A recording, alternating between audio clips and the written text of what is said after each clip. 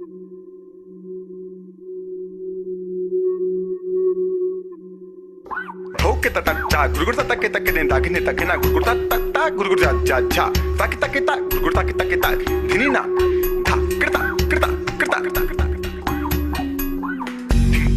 evening.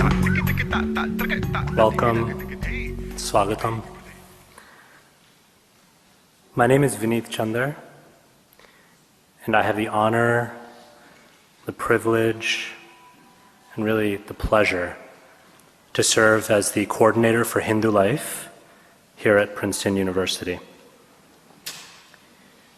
This evening I am especially pleased and delighted to welcome each and every one of you, and to of course welcome our special guests for East Meets West. This event is a conversation between two remarkable individuals, but also a conversation between communities, between faith traditions, between hearts. This evening's event is co-sponsored by a number of very hardworking student organizations, academic departments, and programs here at the university. And I'd like to just take a moment to acknowledge some of those folks. The ORL Hindu Life program is one of the organizers of this program, along with the Center for African American Studies, the Carl Field Center, the Anthropology Department,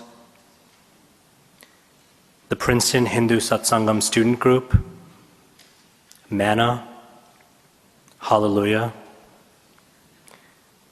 We're so blessed to have the guidance of the deans at the Office of Religious Life, Dean Allison Bowden, Dean Paul Rauschenbusch, Dean Deborah Blanks, the guidance of the chaplain at Manna, my dear colleague, Blake Altman, and so many volunteers and dedicated students and community members and faculty members and staff here at the university at Richardson.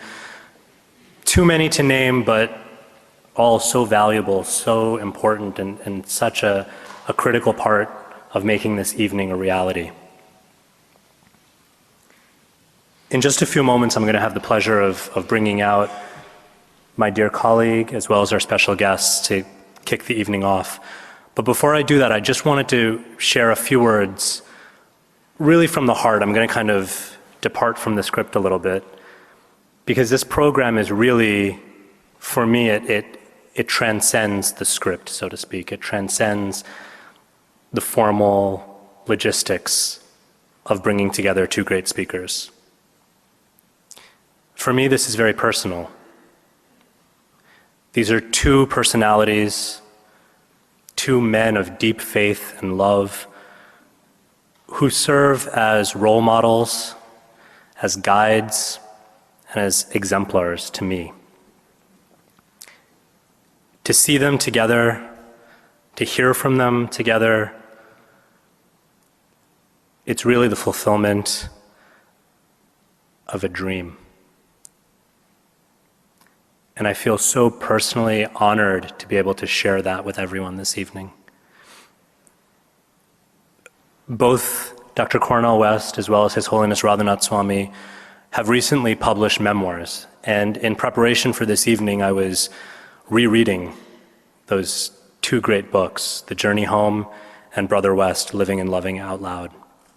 And I was just struck by so many parallels, and I think we might hear about some of those parallels.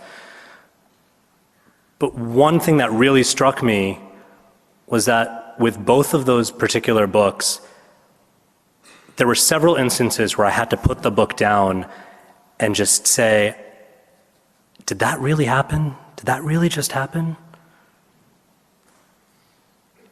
You've heard the expression, too good to be true, and the more cynical or skeptical part of us might think, when you read some of these really miracles that both of these gentlemen speak about in share of their own experiences, we might be tempted to think it's just too fantastic, it's just too incredible, it's just too unbelievable in this day and age of cold, hard facts and reality.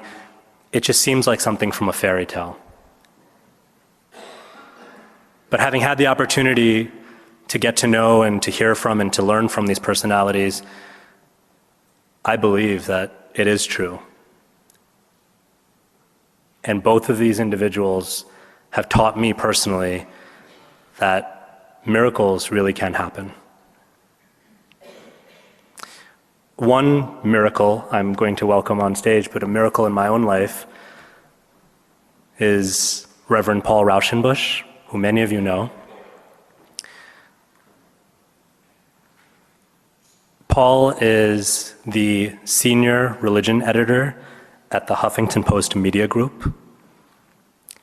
And for a few more weeks, at least, he is the Associate Dean of Religious Life at the Office of Religious Life in the chapel here at Princeton.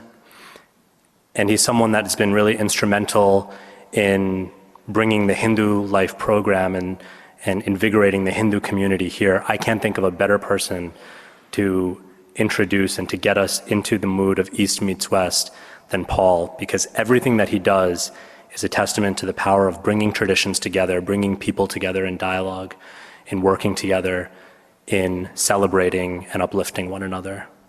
I'm honored and touched to call him not just a colleague, but a very deep heart friend, and I know that that friendship is going to continue and only grow stronger, even as his journey takes him away from Princeton and on to new and exciting chapters in his life. So without further ado, I'd like you all to give a very warm welcome to Reverend Paul Rauschenbusch, who will introduce us to our very special guest this evening, Dr. Cornel West and His Holiness Radhanath Swami.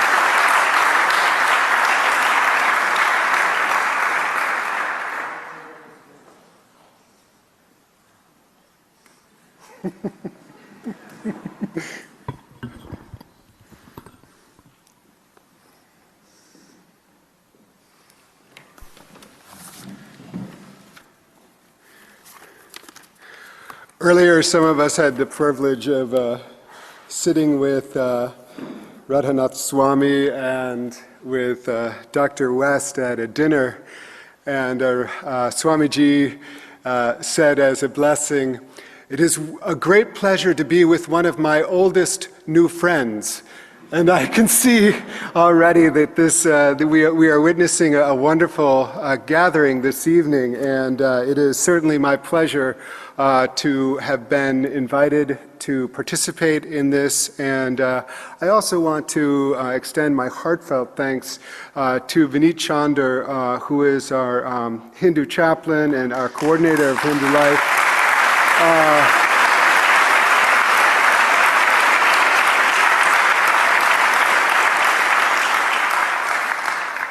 He has been instrumental in invigorating our wonderful Hindu program here at Princeton and is a wonderful colleague. And Vineet, you haven't even begun to get rid of me. So we're just starting our walk together.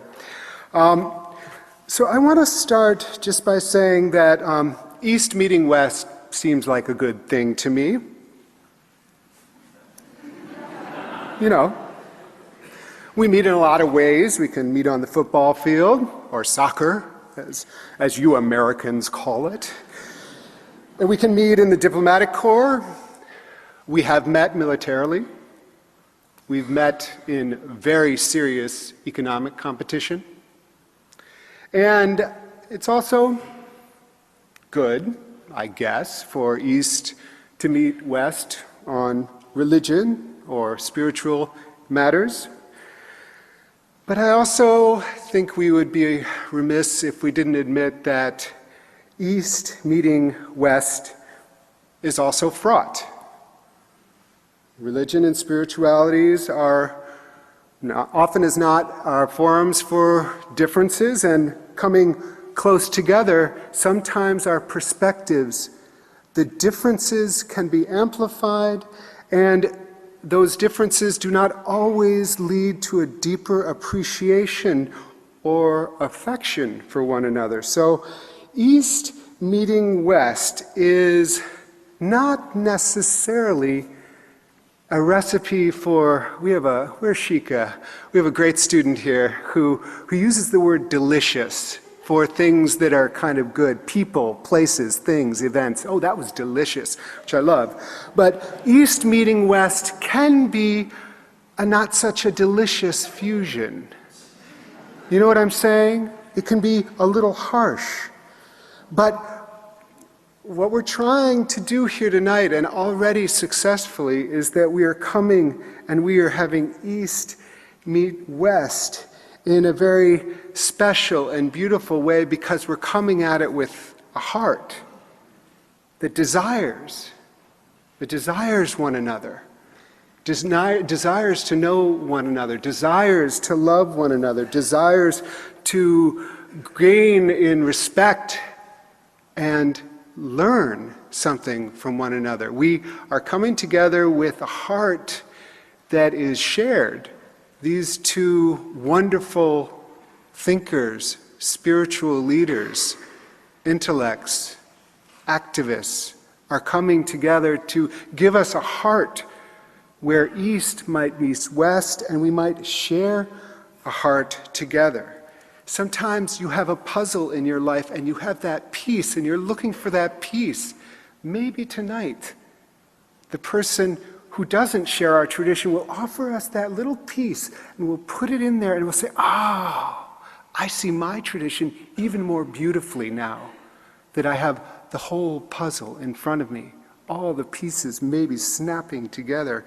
And these two wonderful men here tonight have both recently released autobiographies, as Vineet mentioned. And I think that's very important, because we're not really here working in the abstract. We're actually here about lived life. Life that's difficult, that's painful, that you're trying to wrestle through things. And they've both been so honest about that for themselves. And that's where we find one another, in our vulnerability. That's where East can meet West, and we don't try to win. And so that's what I'm excited about tonight. And I also want to say that Dr. West, I would love it if Dr. West represented the West.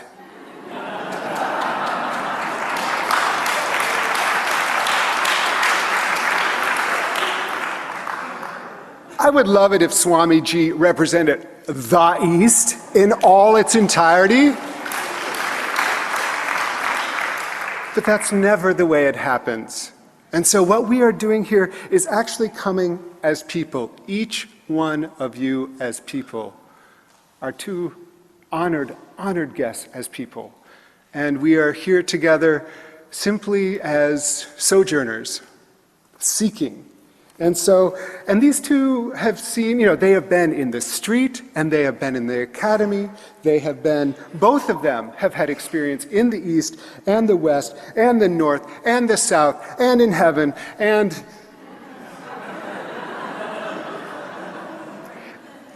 enough of all of that. You know what I'm getting at. I'm getting at tonight is a night where if we do this right, we will all leave here with hearts stronger, minds clearer, love more intentional, a little bit deeper in our own faith traditions, respecting one another who have different faith traditions, and walking out here singing and dancing. So that's what I'm hoping for. I'm going to briefly introduce these two wonderful people, but I'm going to move out quickly. But all I want to say, I'm going to start with Dr. West, who is, of course, a university professor here at Princeton. He's the class of 1943 professor. He is a seminal book that will be read for generations called Race Matters. His last book, Brother West, is a wonderful, if you're looking for a meditation, it's a wonderful place to start. More than that, for those of us who are honored to be at this university, he is such a public citizen of this university. He is there. He is part of our community. He is not an academic who's up there. He's with us.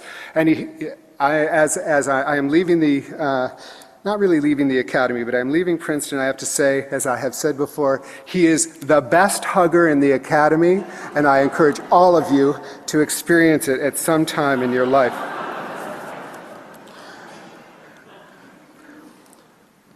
Radhanath Swami is also an incredibly teacher. He's been 30 years a Bhakti Yoga practitioner and teacher. He is the founder and director of Radha Gopinath Ashram in Mumbai, India. And there's many more things to say. What I really want to say is that because of his teaching, because of his spiritual practice, 250,000 individual souls are fed every day in India. Now that's what we're talking about when we talk about spiritual activism. And I want to segue using that example into our conversation tonight. What we're going to do is we're going to start with each of Swamiji and Dr. West will each speak for about 10 to 15 minutes on the topic of God, love, and spiritual activism from your own tradition. God, love, spiritual activism. And I think one of the best ways to proceed in an evening like this is to not assume knowledge. Come at it, really assuming that we don't really know, because many of us don't.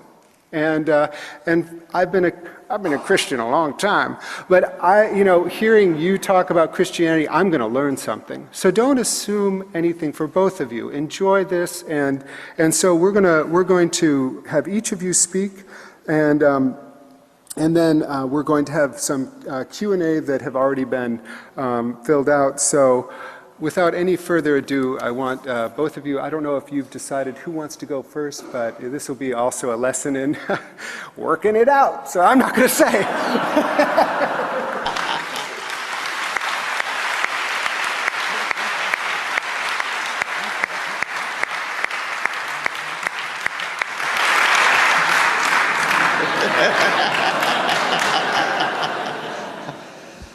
I do whatever His Holiness would like me to do. Would you like me to start the one? It's up to you. Whatever makes you happy, Doctor.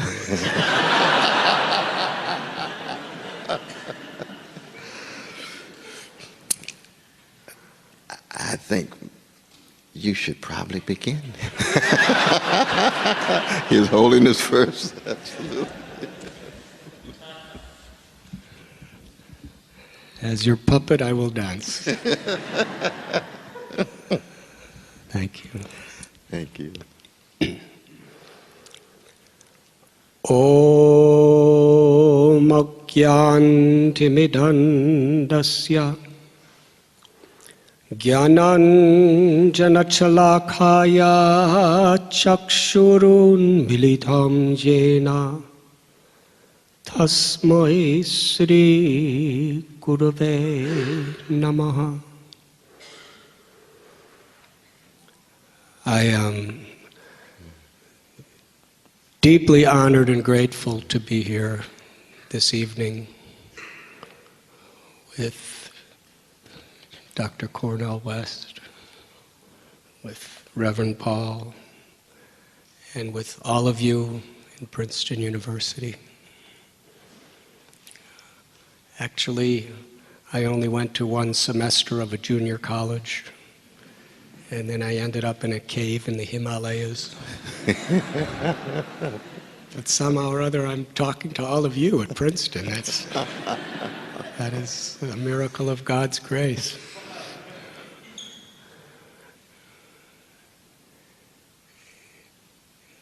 "41 years ago, I was in Kandahar, Afghanistan.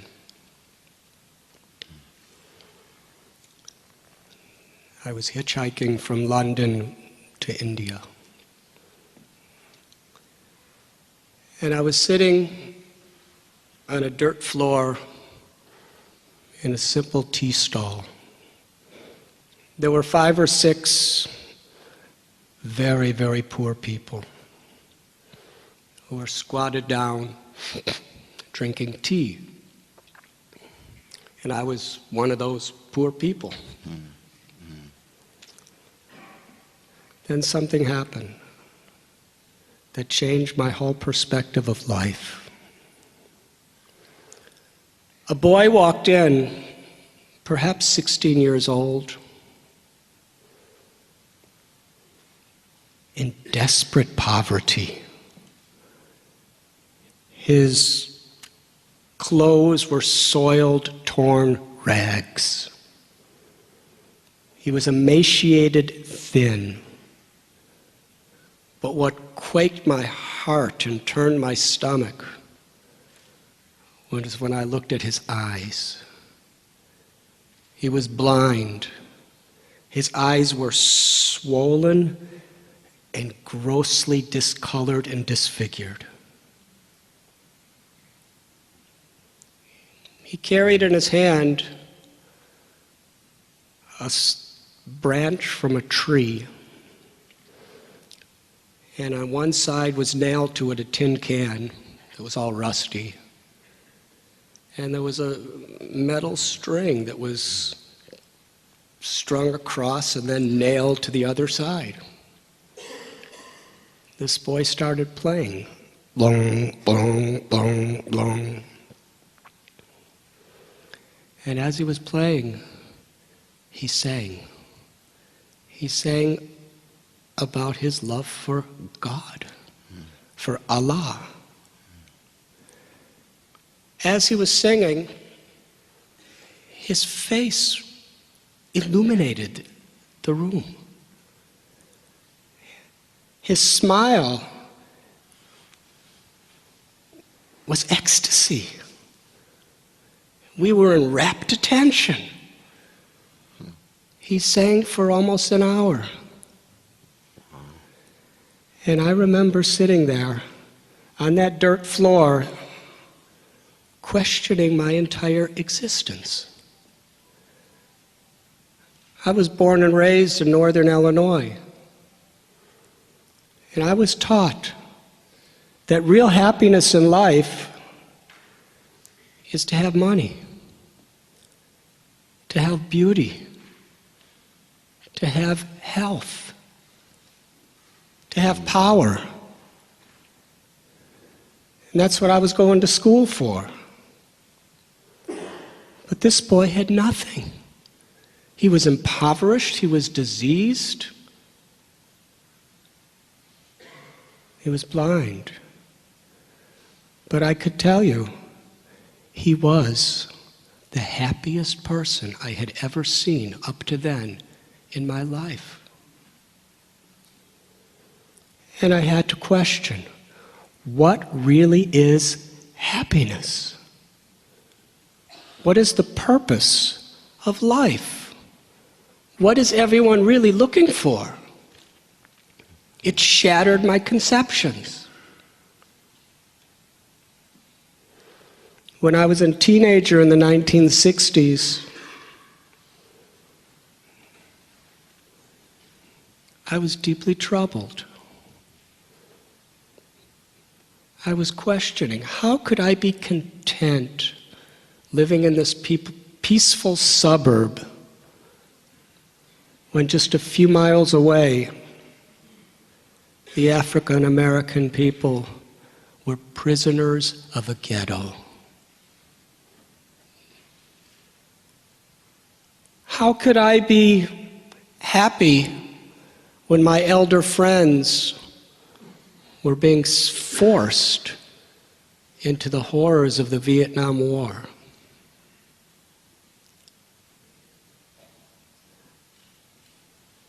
In my confusion, I was reading a lot of books and became very much attracted to some serious activists of the time. Dr. Martin Luther King. And I remember him writing that the irony of our time is that we have guided missiles, but misguided men. Mm-hmm. Mm-hmm. Mm. Malcolm X, other leaders of the counterculture. With a burning fire in my heart, I connected myself to the civil rights movement, to the counterculture. I remember being in one march with the lady associate of Martin Luther King, and bottles and stones were thrown at me by my white brothers and sisters. And I wondered, where do I fit in? I wanted to see a change in the world, but what could I do? I read that famous quote of Mahatma Gandhi, that we should be the change we want to see in the world.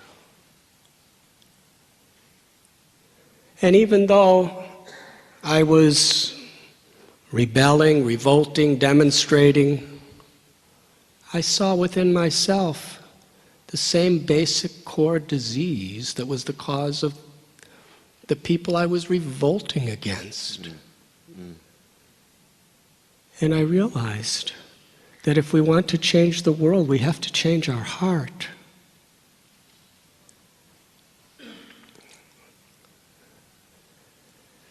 Change should have a strong foundation. It says in the Bible by Lord Jesus that if you build your house on shifting sand, then the first storm will cause it to collapse. But if we build our house on solid rock, no storm can break it. Our ideals that we hold sacred in our life, unless we have a strong internal foundation, then the storms of temptation or fear or physical emotional pleasures will cause what we stand for to collapse. And I believed very strongly that that foundation must be spiritual. So I started seeking what I believed to be the common essence of all spiritual paths, and where I could practically apply myself to do something for God and for the world. It was about that time, when I was 19 years old, that I set out to hit actually it was a summer vacation during college. My parents were happy that I was coming back, but I didn't come back. This spiritual longing intensified and intensified as I studied Judaism, Christianity, and then hitchhiked through the Middle East, studying Islam, and eventually came to India. There I came to the path of bhakti after studying many different traditions. Bhakti is the path of service with devotion as a way of expressing our love for God. There was a beautiful passage in a special book called the Srimad Bhagavatam that deeply affected me. Savai pungsho paro dharmo yato bhakti radhokshaje ahoitaki aprati hata yagatma suprasidati. That the supreme dharma or religion is that which awakens loving devotional service to the Supreme Lord. To awaken within us the genuine inspiration to be an instrument of God's compassion within this world. Such service must be unmotivated by any selfishness, egoism, and uninterrupted by any type of impediment that may come before us, in order for that to completely satisfy our hearts. When I was young, I heard a statement, if we do not have an ideal we're willing to die for, we have nothing very meaningful to live for. And I understood. The strongest, deepest foundation that could create stability and integrity in any situation in this world, and the highest ideal, is love. Unmotivated, uninterrupted love. In the Bible, it is said the first commandment is to love God with all your heart, mind, and soul. And the natural result of that is you will love your neighbor as yourself. This is the universal principle.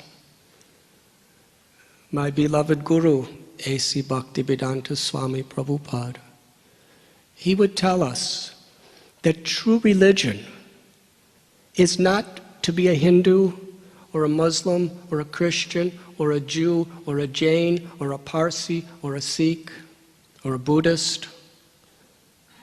True religion is that which awakens selfless love for God and love for every living being. Because when love of God awakens in the heart, its natural expression is compassion.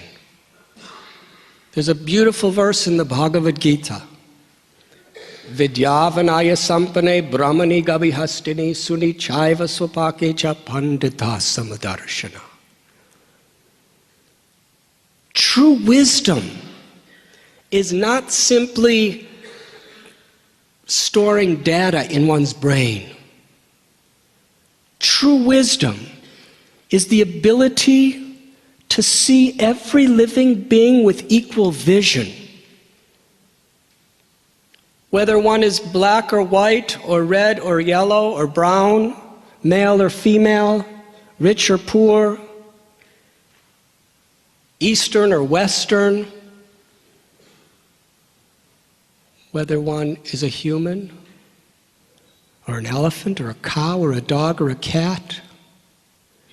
True wisdom is to see that life is sacred. And this is the principle of the Gita, which is foundational to the wisdom of the East. Mamaivam so jivaloke jivabhuta sanatana. This means every living being is part and parcel of God.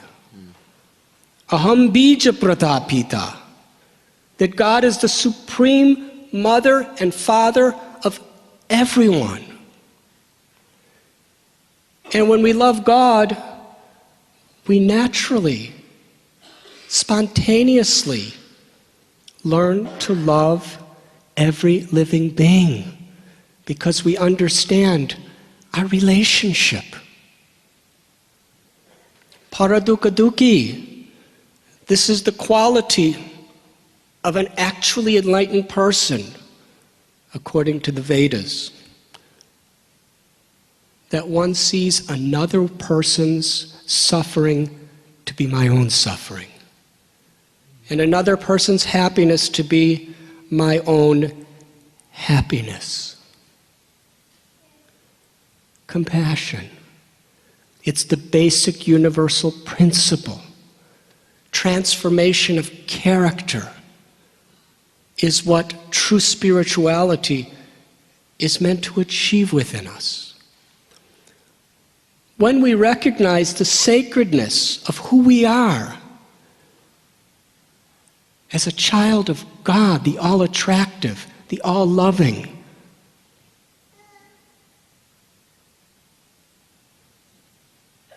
We can have the strength to overcome every obstacle.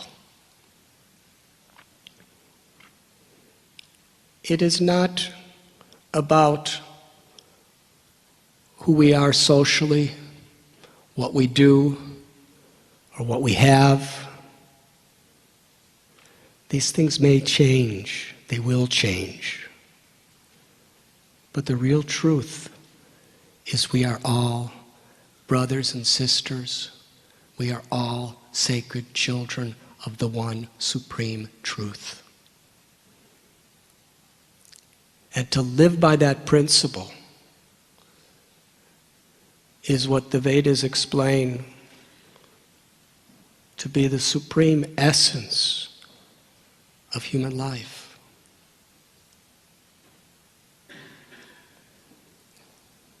Booker T. Washington, he had said that I will not allow any man to degrade my soul by causing me to hate him. He was an emancipated slave who had every reason to hate, but he loved.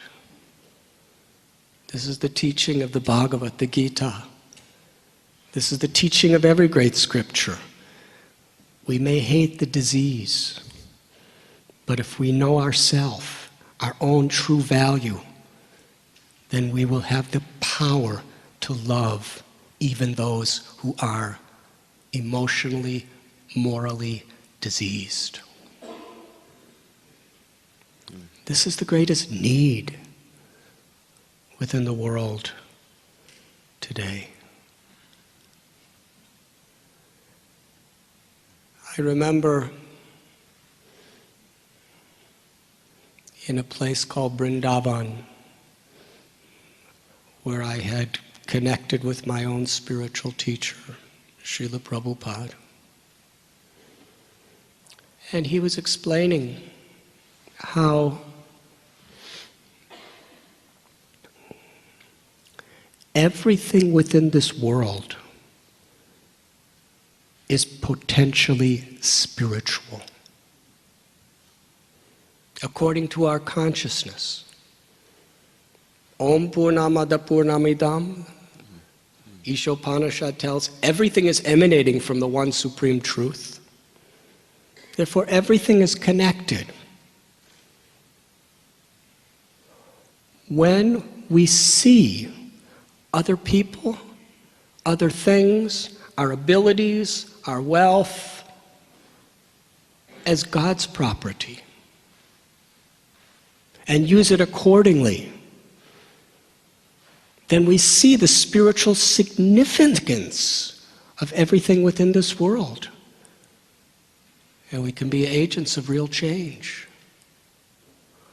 But if we see things from the point of view of I and mine, Dr. West, in your book you write about how when we are motivated by physical pleasure and property and power, it corrupts us. And today all over the world in great educational institutions there are so many precious tools being given. But to make real positive change within the world and find real satisfaction of our hearts, this universal principle of a spiritual foundation is so deeply important to cultivate.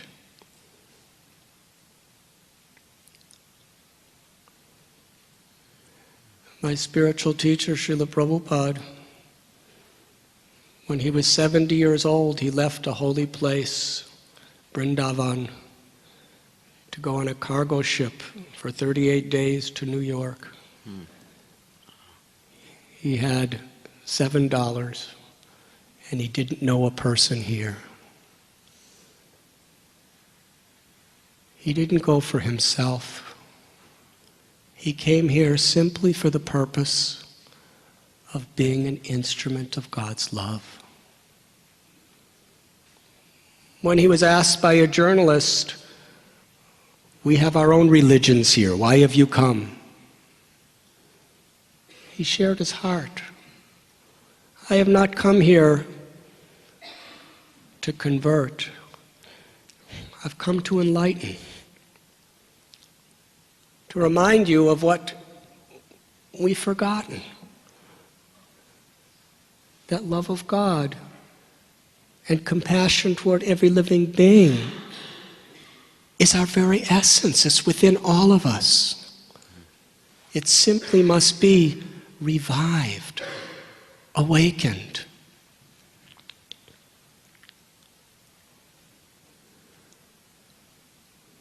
Spiritual activism is the very nature of a person who's really being connected to their own true self. In our tradition, we chant mantras or the names of God to awaken this spiritual essence within ourselves.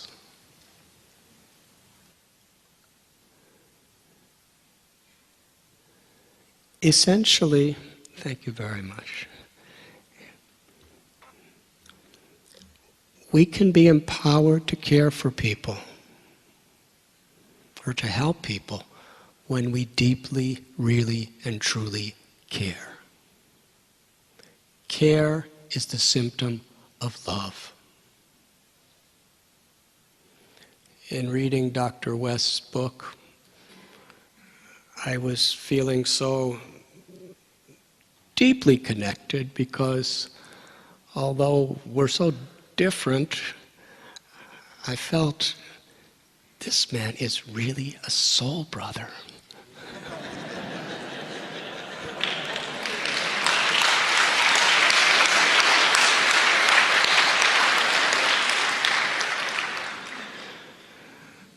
I mean, I've been celibate for 41 years, and according to his book, he didn't follow the same way.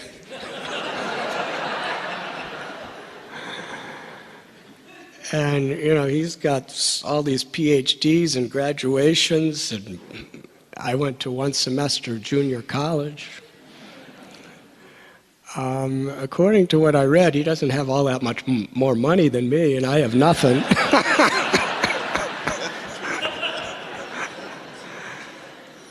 Just a few days ago, I spoke at the HSBC bank headquarters in London, and 850 bankers were there and several CEOs. I was speaking. And wherever you put me, I am what I am. What can I? I began the talk by explaining I'm very honored to be with all of you, especially considering you're all some of the greatest bankers from one of the greatest banks in the whole world, and I haven't had a bank account or signed a check in 40 years.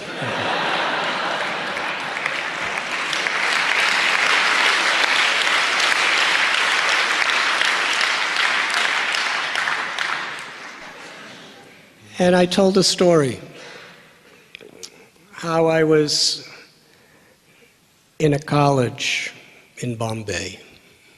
It was a college for chartered and certified accountants. And there was about 400 people in the room. And I was standing at a lectern, and I gave my talk, whatever I say. And I dared to ask this assembly of Indian college students if they had any questions. And one student raised his hands, and I called on him, and he stood up, and everyone in the room went, ooh. I understood this man is very popular and very charismatic. He screamed at me. He said, "Everything that you have spoken in this class is totally useless. You are a cheater. You are misleading everyone. What if everyone in the world became a Swami like you? Who would grow the food? Who would do the banking? Who would run the governments?"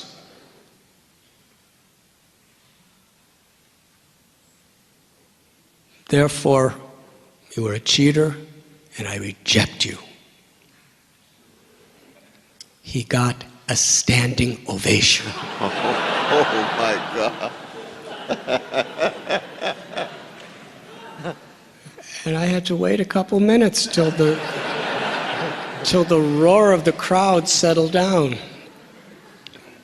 And then everyone looked at me like, "What are you going to say?" And you know what I was thinking? What am I going to say?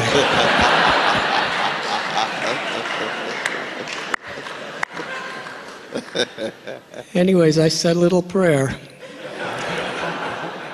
Because that's all we have sometimes. That's the truth. That's the truth. And then I turned to that boy and I said, "What if everyone in the world became an accountant like you?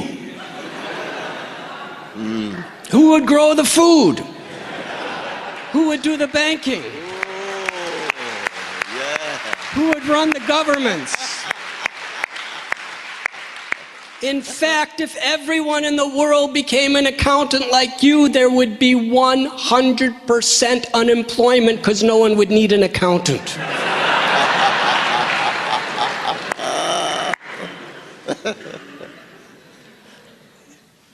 Just like this human body, the head has its function, the arms have a very different function, the legs have another, the heart another, the liver another. They're all very unique. Many of them can't do what the others can do. But every part of the body is working together in the service of the whole body.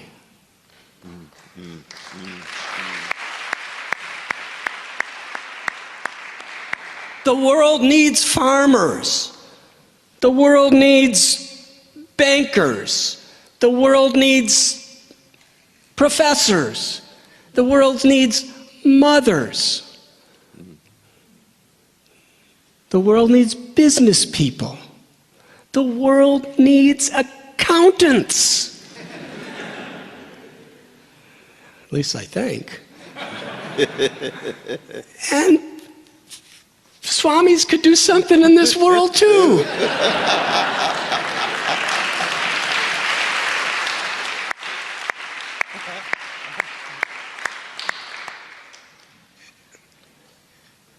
Whether it's our religion, whether it's our sex, whether it's our preferences, whether it's our nationality, our education, our qualification, our proclivities. Real culture is to honor, respect, and appreciate people because we understand on a spiritual level we are all connected. And like different parts of the body, we all work together for each other. And there's nothing that will give greater pleasure to the Lord than that. To help people physically, emotionally, and spiritually is the greatest need.